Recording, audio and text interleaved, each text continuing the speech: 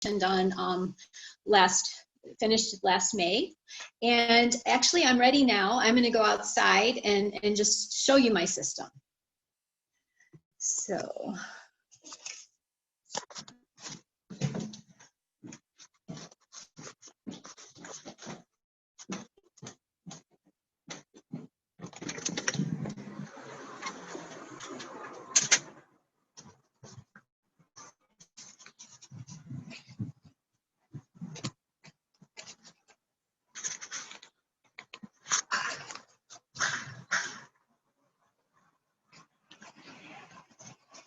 All right, so I am outside. Mike, can you spotlight my video? I can't see if I'm showing you anything.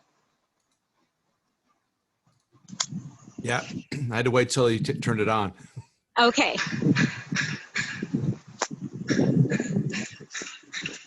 All right, so here are the panels on my house.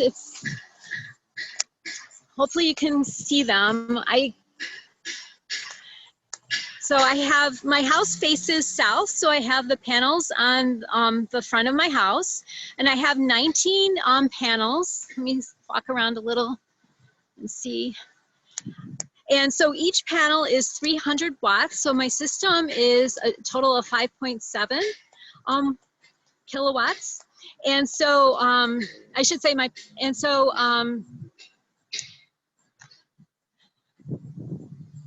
so before we had our panels installed on our roof, we replaced our roof because it only had about a few years left on it, and solar panels are expensive to remove and replace in order to put on a new roof.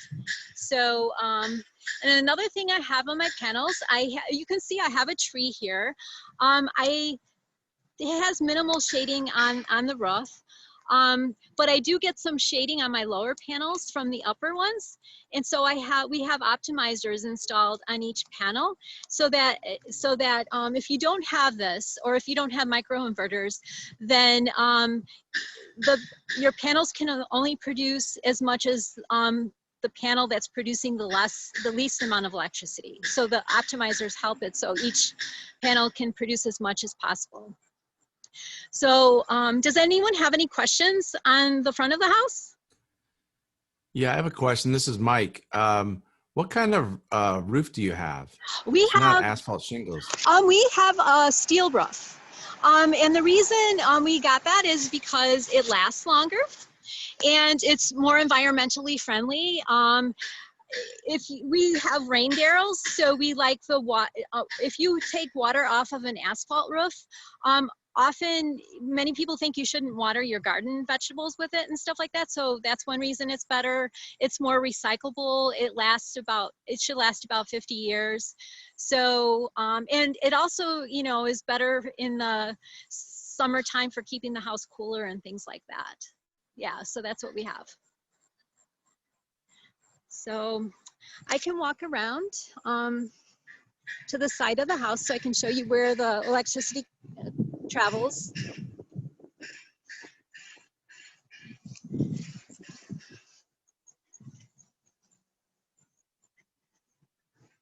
All right. So if you look up here, you can see the conduit coming down, and it has the wires inside that's carrying the DC electricity, and it's carrying it down over along the side of my house. So, and it runs along to the back.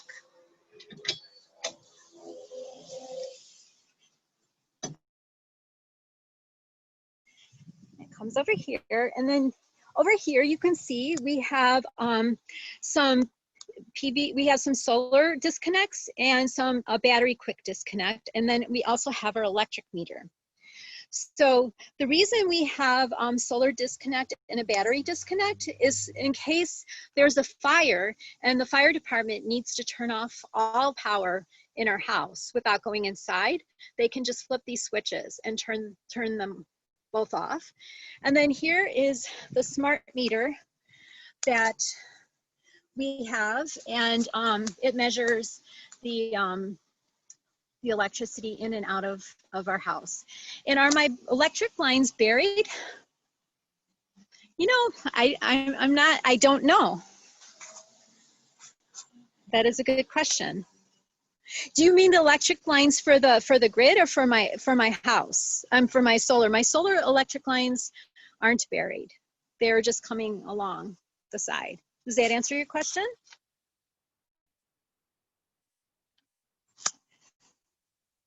Oh, from the grid. I don't know. Sorry. Yes. Yeah. So in our part of the our cities in this area, all the electric is underground, Okay. which means that the electricity doesn't go out as much. Okay. All right. I'm going to walk around. So there's no overhead wires. Okay. I'm going to walk around now to my basement and show you my system in the basement.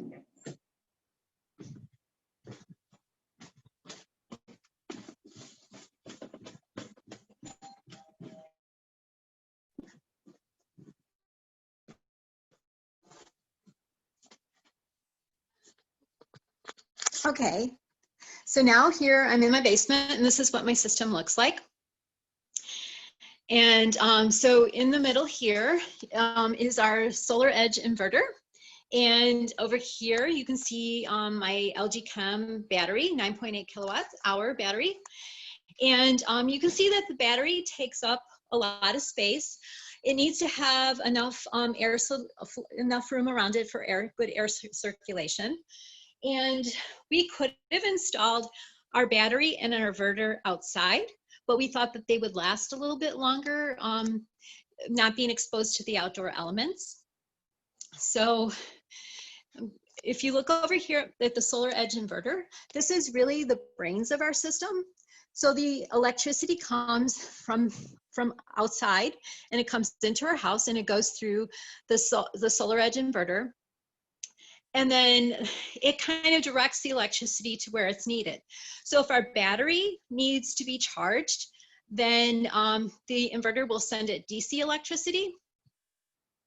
And then if there's extra electricity, it goes and it sends it over to our main service. Well, first it converts it over to AC electricity, and then it sends it over to our main service panel, which is over here. And then it can serve any request for electricity from that panel. And then we have also a critical load panel right here, which is fed off of the main service panel. And so the loads are also fed from here. And then if we have any extra electricity that we don't need, then it goes through, the inverter sends it over to the grid. Well, first it goes through the electric meter to be measured and then out to the grid. And then if we aren't generating enough electricity for our needs, we pull electricity from the grid and it goes to our main service panel to serve the loads. So now for the battery, we had to really think about getting the battery, because the battery added a considerable amount of expense to our system. And we decided to go with it anyway, because we really wanted to have a backup. And so some people think it's not practical to install a battery at this point, because the batteries are expensive, and in the future they're really going to go down in price, and they're also going to get more, be able to hold more power. But we just wanted to have the backup. And the reason for this is when the grid is down and you have solar, if you don't have a battery, then you can't use your solar panels. So, and the reason for that is it's dangerous to work on, it's dangerous to have electricity feeding the grid when people are working on it. And we've kind of heard that in the future that there may be more electricity power outages and that they might last for longer periods of time. So we just decided to get the battery. Hey, Now, Wendy, I have yeah. a question. Sure. Are you on hourly pricing or standard net metering? So we're on standard net metering right now. So yeah, our battery could also be used if you are on hourly pricing, then you can actually use your battery for powering it at times when the electricity is more expensive. So you can, but we're not doing that at this point. We just kind of wanted to see how everything worked. And in the future, like if we get an electrical vehicle or something like that, we might switch over to hourly pricing. And then maybe we'll look into using our battery also for that purpose. But now, since we're on fixed pricing, we just have our battery on backup mode. So because we are paying the same amount for credits going in and out at this point. So it, it doesn't make sense for us to do that. But anyways, just to give you explain a little bit how this works. So if the grid goes down, what happened? Well, we need to have this other piece of equipment right up here, and this is called an auto transformer. So you need that to work with the battery to be able to power your house during a power outage. And so what happens is this auto transformer continually looks to see if the grid is sending electricity and producing electricity. And if it notices that the grid is down, then what happens is it has the inverter shut off the connection between the critical load panel and the main service panel. And then a closed loop is formed between the battery and the inverter and the critical load panel. And so then, because we have a closed loop and there's no danger of sending any electricity to the grid, we can then, our inverter can then send electricity to the critical load panel. And so it also, it can power, so if the sun is up, the electricity can power up, the inverter can power up the battery and send in and power up anything on our critical load panel. And then at nighttime, when we're not producing solar, then we can, the battery can power the critical load panel. But we can't put everything on our critical load panel. There's only so much power. We are limited. We have 2 lines on our critical load panel, and each one can support 25 amps. So that's all we can, run at one point. And this is a limit placed by the inverter for backup mode. And also our battery only has 9.8 kilowatt hours. So, you kind of have to, you have to do some research and see what you can run and not run. So what we have on our system is we have our furnace fan, we have our freezer, we have our sump pumps, and we have our refrigerator, and then a few lights in the house, and we can power our internet and our laptop computers. Hey, Wendy, we have a couple of questions. Sure. And you may have answered part of one. One of the questions was, how long could you get power if the regular electricity is out? You may have answered that one. Well, kind of, I mean, so I'll give you an example. So last month, when we had the duration come through here, we lost power for about 49 hours. And so, so the sun was out during that time, during the day. So we were able to power everything on our, off of our critical load, the things that I named. And the power went back on 2 days later, and it turned on around 5 o'clock in the evening, and our battery was fully charged at that point. So in the morning, we got down to overnight, we're running off the battery. And then right before the same sun came out every day, I think the lowest we went down was to a 35% charge on our battery. And then as soon as the sun came out, it started charging our battery, and then it would get fully charged. So now if in the winter time, when you get less sun, it might last, you might have to kind of watch things a little bit. We didn't have to, be careful about anything, but if you were having maybe a lot of rain and not much sun, then maybe you would want to, kind of only use the most important things that you have. But we had no problems at all when we have that power outage.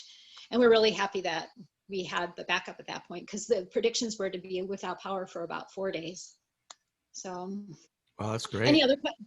Yeah, there's one other one about the degradation. So do you know if the 17% degradation is just from the panels or from the panels plus inverters, et cetera?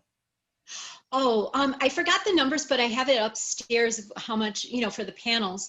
And the battery is expected to last, it's only warranted for 10 years, not like the panels for 25. But there, I forgot what the number is. It's still after 10 years, it's still supposed to operate at, there is degradation on it. And it, you know, and I don't remember the numbers for that, but it's still will be operational. It will have less life on it. So I'll see when we go upstairs, see if I can get that number for you. So any other questions on I think that's it. anything? Okay, all right, great. So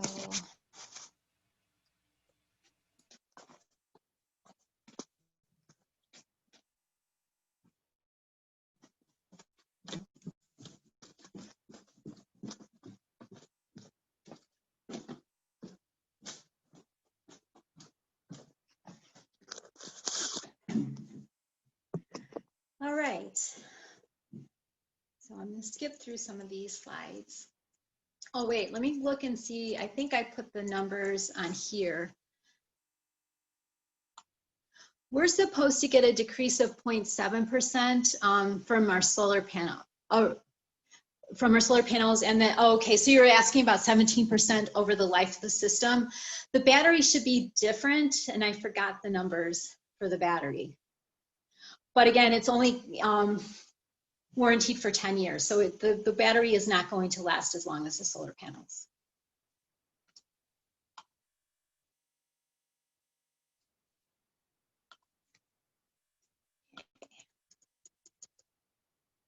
So I also I can show you the software that comes with the inverter.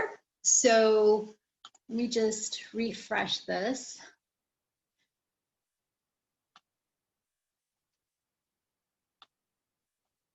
So with my inverter, it came some monitoring software. And so this is what my dashboard looks like. It shows you like a little picture of what's happening at the moment. So right now, even though it's not really that sunny out, we're still producing some electricity and sending it to the house and even sending some to the grid. And you can see my battery is 100% charged. And then if you go down here, you can see how much we've produced for the day and how much we've consumed. And then it even kind of shows you a picture of what happens during the day. So you can see here where it's red, that's where we're taking electricity from the grid. And that's in the early morning hours. And then the sun comes up. And where it's blue, this is where we're consuming electricity that we're generating from the panels. And then where it's green, it's excess that we're sending to the grid. And we've had to take some from the grid too throughout the different parts of today since it's a cloudy day outside. And then we can also see, this data by week, and we can see it by month, and also by year. And then you can, get a comparison from between different years that your system has been operating. And then another nice view, one other thing to point out, I can export this data to a CSV file and import it into Excel or Google Sheets. And then that further lets me kind of sort my data. I can see what my best performing day is, the day I used the most energy, things like that. And then we have another view with our system, which shows, it can show you like how much electricity each individual panel has produced for the day. And here you can see the panels that I had on my lower roof are producing a little bit less than the upper roof just because of shading. And then we can also see this by week, month, and year, and then the total from time. So let's see. Now, I want to talk a little bit about net metering. Illinois has a lot of programs that make solar easier for us, and one of them is net metering. And I'm going to explain to you, the laws in Illinois only apply to ComEd and to the big utilities like ComEd and Ameren. And there's a lot of of municipal and local utilities. So if you're in one of these, you need to check with your utility to see how net metering works. But they could work the same way. You just have to check. So net metering only works if you are connected to the grid, which most people are. And the way it works is that you're producing solar energy, and during the day, when the sun is out, you don't use all of that electricity, so it goes back to the grid. And then when you're sending electricity to the grid, it is credited to your account. You don't get paid for this. You get credits, and if you're on fixed pricing, then these credits are in the form of kilowatt hours on your bill. And if you're on hourly pricing, the credits are in dollar amounts, and they're equal to the amount, the going rate of electricity at a given, when you send it to the grid. So on net metering, your bill's gonna look a little different. So here is my first bill that I had received when net metering was turned on for me. And so I used to have one line that showed how much electricity I was taking from the grid, but when I converted over to net metering, another line appeared, and this is how much energy I'm sending to the grid. So my first month of usage, from May 17th to June 18th in 2019, I produced 99 kilowatt hours more than I took from the grid. So under net metering, what happens is I used 231 kilowatt hours that month. So I was charged for this under supply, delivery, and taxes and fees. But then because I produced more, they then went and subtracted and gave me a credit for that 231 kilowatt hours on all three sections. One thing to point out, you'll notice that my bill is not zero. I still had to pay something, and that is because under standard fixed pricing, you are always charged a customer charge and a standard metering charge, and this is the same every month, and it's not dependent on how much electricity you produce or use. And so this is for maintaining the lines, and also for, you know, other support that they have to give you just by keeping those lines open and letting you use them. So, and then the 99 kilowatt hours that, you know, were extra, they just go and they're credited, and they can roll over month to month to be used in future months. But I want to point out that once a year, the utility will zero out your credits. And you get to choose when you sign up for net metering. You get a choice between April and October. And so it's important for you not to, you want to size your system properly so that you're not generating a lot of extra electricity that you're not going to get credit for. And the utilities, they do limit you to about 110% of what you produce the year before you sign up. So if your solar system is bigger than that, then they won't let you sign up for net metering. Yeah. We have a couple of questions. Sure. One was from maybe earlier. How often do you look at total production and individual panel production? And then a related question is, will you get alerts if there's a problem? Those are good questions. I look every once in a while just to check in the beginning you check more often, and then after a while you kind of take it for granted. But maybe a couple times a month I take a look at it, and especially if I'm doing a presentation. And then I do like to look at my little spreadsheet and then see what my best performing day was and things like that. But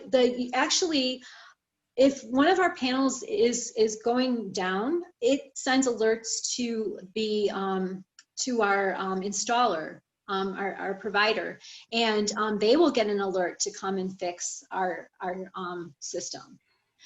So, because they're responsible, we'll talk about that a little bit later for the credits that we get from the state of Illinois. So that it's into their interest to make sure that our panels are performing, well.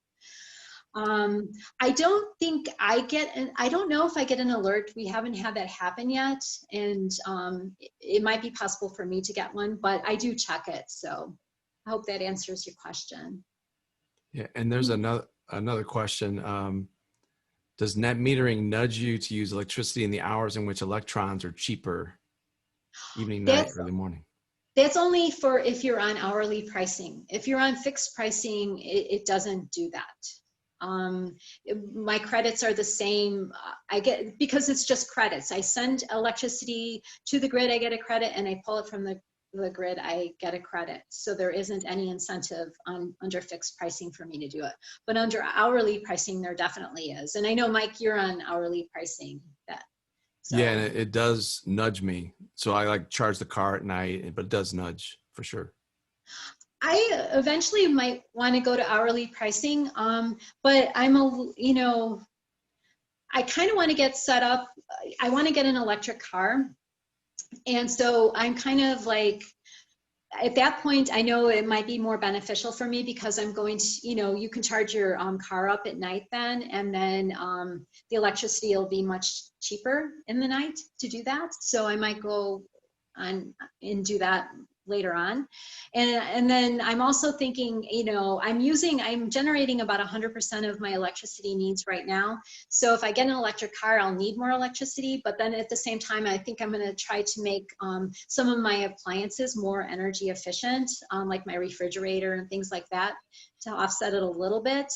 And then I might see if I can install, I don't know if I have enough room on my house to install any more panels, but I'm going to take a look at all that. Hourly pricing and different things, but I know you have to watch out with hourly pricing because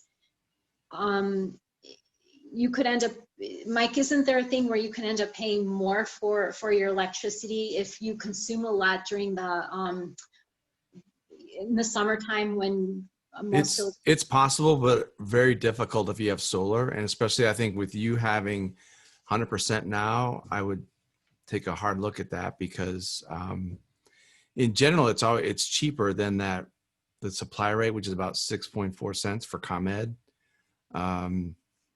It's the differences. So you don't get the large credit either. You don't get the 6.4 cents credit, but overall it's lower. So what I found is that the first year, because you get a capacity charge, and that's the key, I think, Wendy, is that capacity charge. So then you start watching the alerts. Then it definitely nudges you. Like they say, tomorrow, watch your energy use between 2 and 4 o'clock in the afternoon. So definitely do watch that. But that's probably when you're sending it to the grid anyway. So probably for you, since you produce close to 100% now, I think you wouldn't have to worry about that. So the first year wasn't quite as it was a small loss, but now I'm saving, $10 to $15 a month. So does your bill go to zero? Yes, then your bill goes to zero. So if you look at my first year, so I kind of itemized what I paid for my electricity the year before I went solar, and then the year after it was installed, and then this year. So I paid last year with solar $293. Part of that was I had to pay a little bit more during the winter because I didn't have credits banked up. But is your electricity like less than a couple $100 a year then? Or is it for the? Right now with the SRECs, I pay net zero, but it's probably, maybe a couple $100 a year. Okay. Mm-hmm. And I use about 16,000 kilowatt hours now that I've added a heat pump. It was going down like this until the heat pump. Oh, wow. And the volt.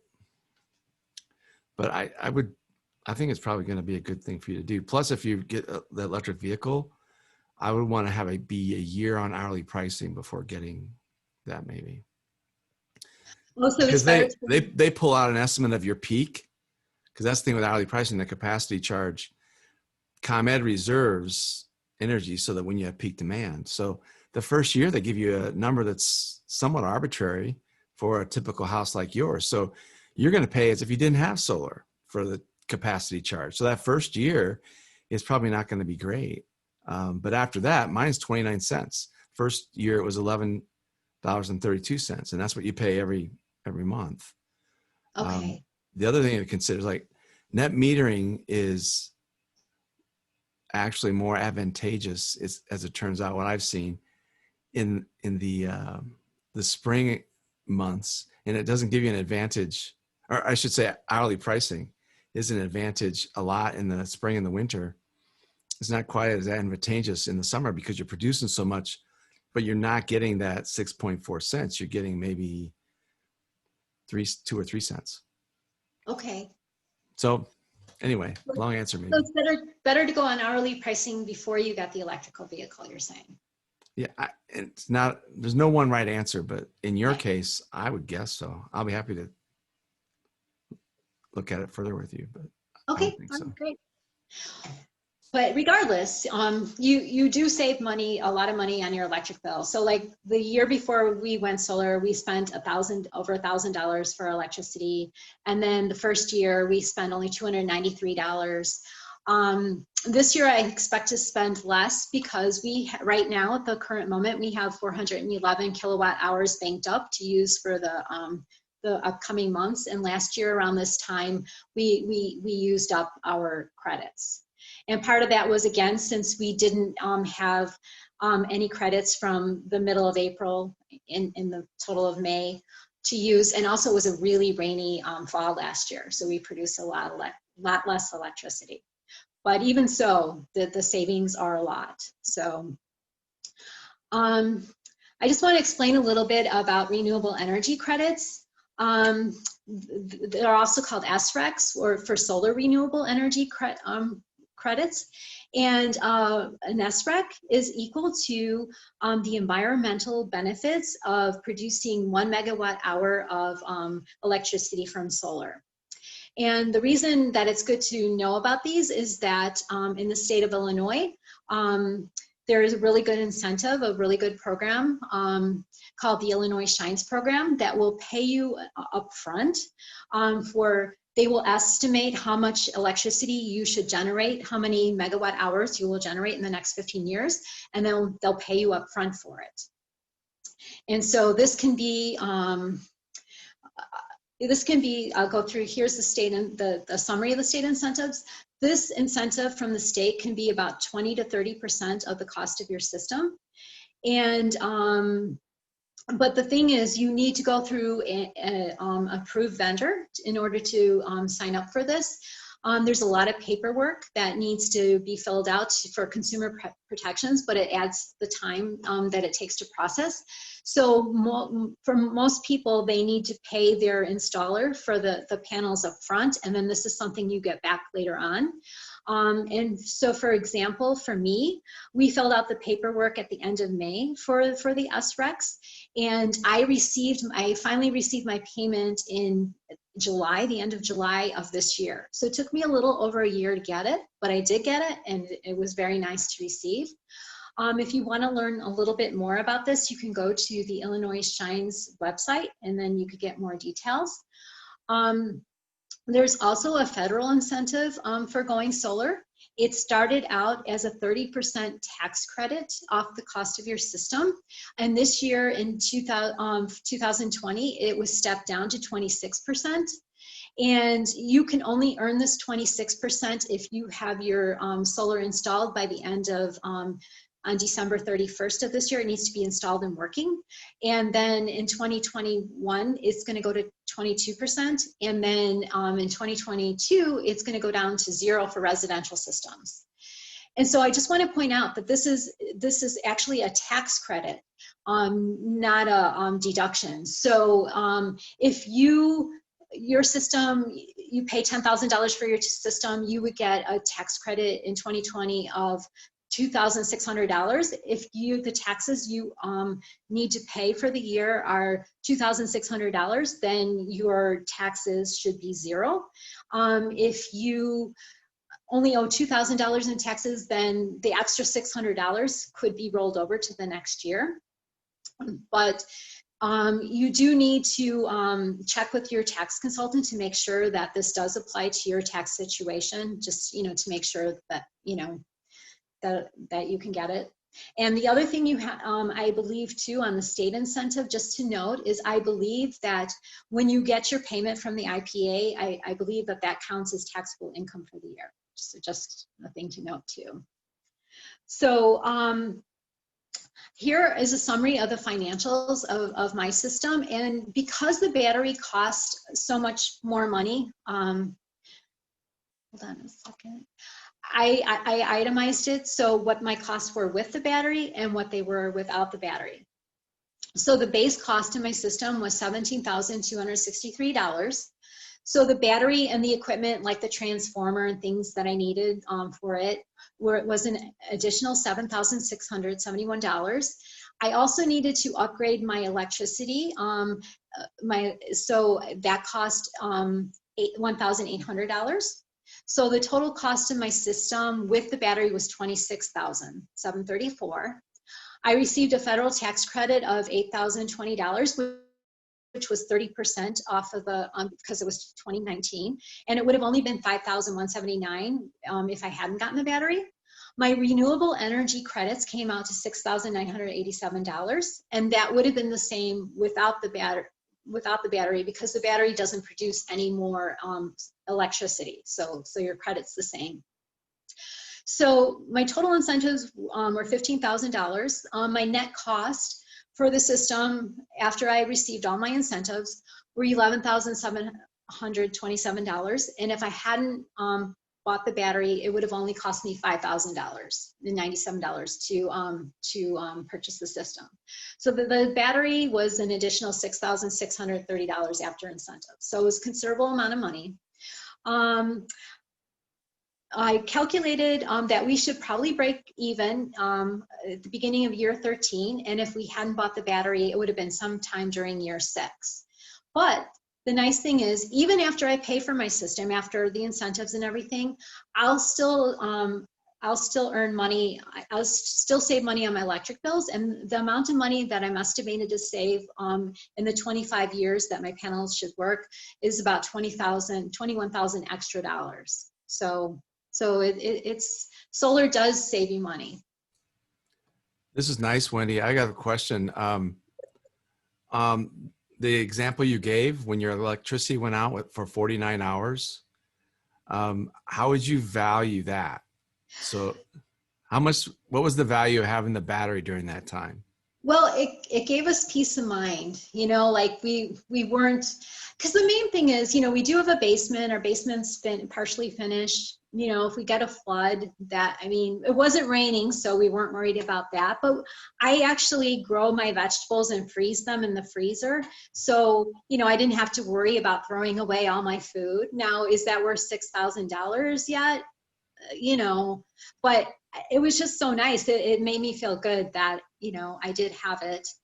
And, if it's raining a lot, that just gives you peace of mind. You don't, so having the power out for 49 years definitely made us feel like we probably made a good decision. And then in the future, if we get more, more storms. So yeah, it was good. And then also too, you can install generators and things like that. And for some people that might work, but for my husband and I, we're not that technical. And, this is nice because it just switches on. And if we go on vacation, it just switches over. And I guess if you can get a generator to do that too, but they make a lot of noise. And we walked around the neighborhood, and during this time, people had their generators on and you could hear them. They were really loud. So for us, we felt we were happy we did it. So, all right. Wendy, there's another question. It says, these systems improve all the time. Is it like owning a computer that is 25 years old in terms of technology? So are you basically saying like you probably should maybe, the solar panels I think have evolved a lot. So I think that they're not going to change as much. The battery is definitely still in its infancy. I think they're going to improve a lot, but it's like a computer. Do you wait to buy a computer? Like how long do you wait? Like computers used to be more expensive, and we bought them when they were more expensive, and then we got new ones. So with the battery, and so many years, it might improve so much and come down so much in price that, you know, maybe we will purchase another one to replace the one we have. I don't know if that answers your question, but so is that those all the questions, Mike? Yes. Okay. At the moment. Okay. So, so if you're interested in going solar, the first thing you need to do is see if your home is suitable for it. And the best way to do that is to start looking for a contractor and then you know, check with them to see if, you know, they'll help you out, and they shouldn't charge you any money to do that. And when we were looking for a contractor, we actually went to the ICEA website, and there's a Find a Professional tool on there. And we looked at we called a bunch of installers that were on that list, and then, you know, we talked to several of them, and we got quotes from several of them. ICEA recommends that you know, check with at least 3 people. And so once you pick somebody out, you need to sign an interconnection agreement with your utility. And because you're sending electricity to the grid, so you need to get permission to do that. And then your installer should help you apply for a permit. They'll do it for you, and that takes about 30 to 60 days to complete.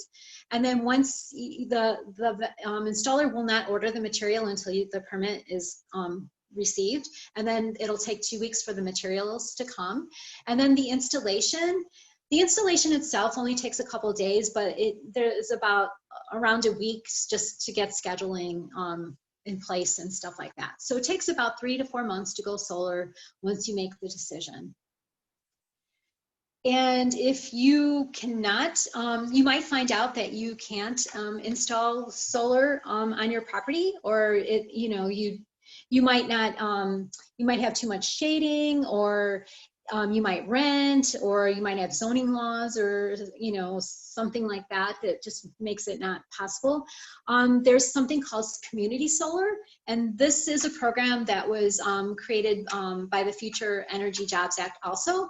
And so basically the way this works is community solar projects are set up, and they're set up to generate solar power. And these projects can be located either on a roof of a school or a community center, or they could be in like an abandoned fields or whatever. And so individuals and businesses can sign up for a specific number of panels, and they can subscribe to this. And then the electricity that your panels generate, you are given a credit on your utility bill for how much power that those panels produce. And then these credits can be used when you actually use electricity. And so what happens though, you'll then, if you do sign up for community solar, you're going to get 2 bills. You're going to get one bill for your subscription, and then you're going to get the bill from your electric company. But even though you're getting 2 bills, you should still save money, because generally the place you're getting community solar from will charge you less money for the electricity than your utility would. And in general, the amount of savings you save on the electricity is between 10 and 20%. So even though you don't have solar, you can feel good that you're contributing to help bring solar energy to Illinois, and you can save money at the same time. So just a couple things to point out. When you subscribe to community solar, you're not using the actual electrons that your panels are generating, because they're, you know, not connected to your house. You're just getting credit for that electricity. And then when you pick a solar project, that solar project needs to be in the same utility service territory that you are in. If you move out of that utility service, then if you move and you stay in the utility service, then you can take your subscription with you. And then if you move out of the service area, then you are able to get out of your contract without paying any fees. And some of the community solar companies don't charge you a fee for changing. They just sometimes, or for discontinuing, sometimes they just make you give them notice, like maybe 90-day notice. And some do have a fee. You know, you have to look at the contract to make sure that it's good. So if you're interested in finding a company for community solar, there's a couple good places to look to find those companies. One of them is the Illinois Shines website. And if you go to this URL, there's a little button to click on, and you can get a list of the actual community solar projects. It's not a complete list that they post, but you can try contacting the people on that list. And you can also go to the Citizens Utility Board website, and they have a summary of they have a summary of the people that offer community solar, and then they, you know, write a little bit about them and compare them. So that's a good place to look too. So any questions on community solar, or? Okay, we'll go to, so that's about it. Here's a little summary.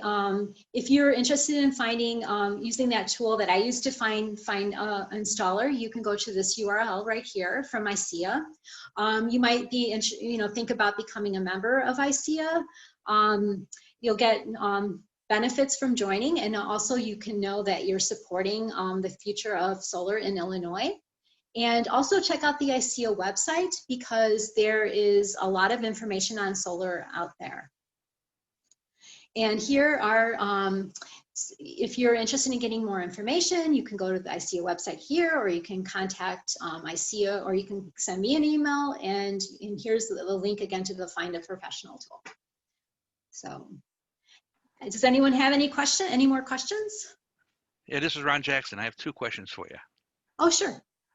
First of all, you said the SRAC, you said that the money you get back, is that taxable, you said? Well, you should check with your tax person on this, just to make sure, because I don't want to tell you the wrong thing. But as far as I understand, I believe it was hard for me to find that information, but I'm going to claim it as income because I received it this year, and I believe that you're supposed to, but you should check with your tax professional to make sure that that's the case. Okay, and can you go with the community solar and have your own solar together? Yes, you can. So one thing I didn't mention is a lot of these projects right now they're not actually live yet. They're taking subscribers, and I think that they're supposed to go live maybe the soonest in March. And Peter, you signed up, right? Yeah, I produce about 75% of my usage, and I don't really have the space, or I would need to change out my inverter to add more panels. So I signed up for community solar for about 2.5 kilowatts of additional production. And it will go live in March is what they're telling me. I don't know if the pandemic has slowed down construction, but it seemed like a no-brainer.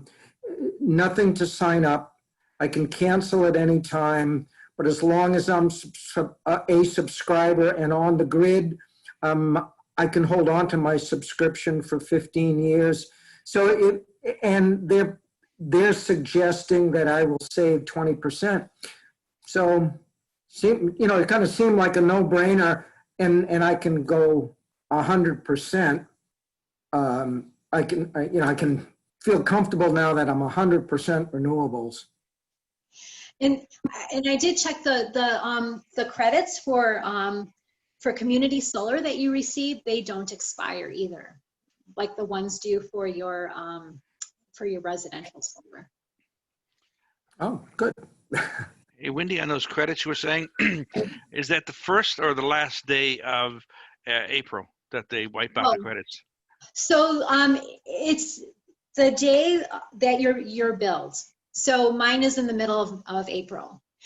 So that's one thing. I wasn't exactly happy about because in March and April, my system produces a lot of electricity. So I generate this electricity, and I have I'm paying in February for extra electricity because I've run out of my credits. And then I think it's a little unfair that in March and April you generate this electricity and then they take it away right away. But the dollar amount is still not that big. So in the scheme of things, it's just a technical thing. You want to say that you paid zero, you were completely even, but it's only, it's not that much extra money, but you do. This year I had, I don't know, maybe between 100 and 200 credits, I can't remember, kilowatt hours, and they just went away. So then in the middle of April, now I have 411 since the middle of April that I'm working off of. Could you switch to October? I could, but because I have 411, I think for me, April is still better because in October, I'm going to have credits to pay for October and November on my bills at least, and maybe December, depending on what happens, maybe even January. So. I just may add, I was on April and then I did switch to October, but anything that I had in the bank, I lost. But it turns out that October has worked out better for me for some reason. Maybe it's because often in the spring I'm traveling, and so my usage is way down. But ComEd was very slick, if that's the term. If there's 2 times a year where you will be generating the most excess, it's spring and fall. And they know. They're slick. If you ask me when to do it, it'd be January or July. But so it is a little frustrating, and you might have to just look at your usage and your lifestyle and then adjust accordingly. Now that I'm in October, I find I'm not losing any energy to them. Well, that's good. Yeah. So I guess you do have to see what your usage is and see what works best for you. And one last one from me. If we go to hourly pricing, do you still have the same 110% maximum on your solar cell capacity? So you do. Okay. You still do, no matter what you do. Okay. Yeah. Yeah. So that's kind of frustrating because, if you are thinking of buying an electric car. Yeah. What do you do? Can you add on later? You mean you can add on, because Mike I know did, you can add panels on later on. I don't know if it costs you more money to do that way or makes it more complicated, but you can if you have space. Yes, Peter. Well, I just wanted, I made a little bit of a boo-boo on my site because like I said, I'm not producing all the energy I need. I thought I would be. I need about 6 more panels, but they looked at my inverter, and my inverter is a little undersized. So to get the 6 more panels, which wouldn't be a big deal, I have to swap out my inverter. So I guess the thing is, if you think you may be adding because you're transitioning, all your vehicles to electric, which is a high probability. Maybe you want to upsize your inverter now a little bit to give you that added capacity, and then it's just a matter of adding a few more panels or that sort of thing. But when I knew that I had to change out my inverter besides the panels, that's what really made me say, the heck with it, I'm going to just go community solar, call it a day. I suppose you could just go to microconverters, right? Inverters on the panel so they can be added easier, right? Right. And that's what I have, Okay. Ron. I have microinverters. So then you can add one module at a time if you want. And for me, I don't think I could have gone with microinverters because I think with the battery, I needed to have the centralized inverter for it to work. But in the future, that will probably change also. Gotcha. And one other thing I heard, again, as we're talking about electric vehicles and inverters, I heard that maybe it's a Solar Edge, but you can buy inverters that actually have embedded in them an EV charger. So, that's kind of neat. Might free up some space or maybe free up some cost in that you're buying one integrated system as opposed to, several devices.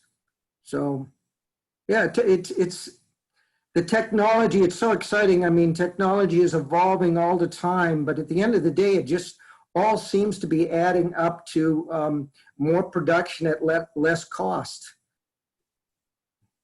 Right.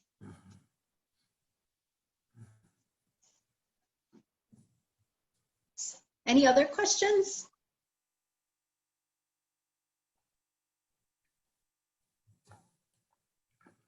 Well,